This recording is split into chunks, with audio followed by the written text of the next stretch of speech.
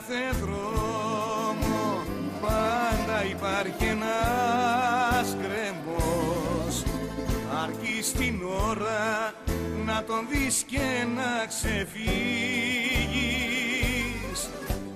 Έτσι σε κάθε αγάπη είναι ο χωρισμός, που μόναχα με τις θυσίες θα αποφύγεις.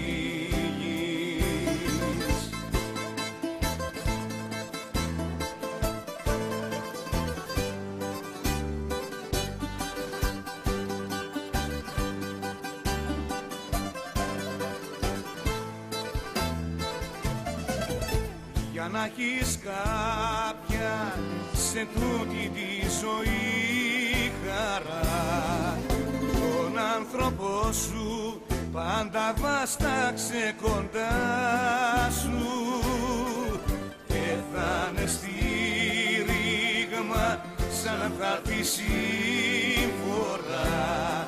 και σαν θα δεις να ανοίγεται ο γκρεμός μπροστά σου.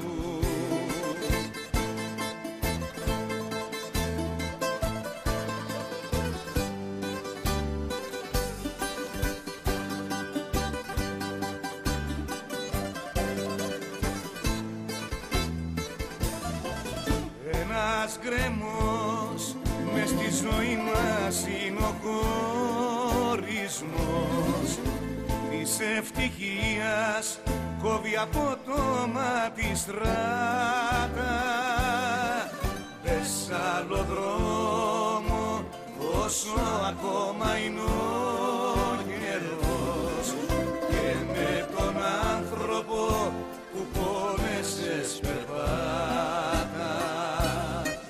Πες άλλο δρόμο όσο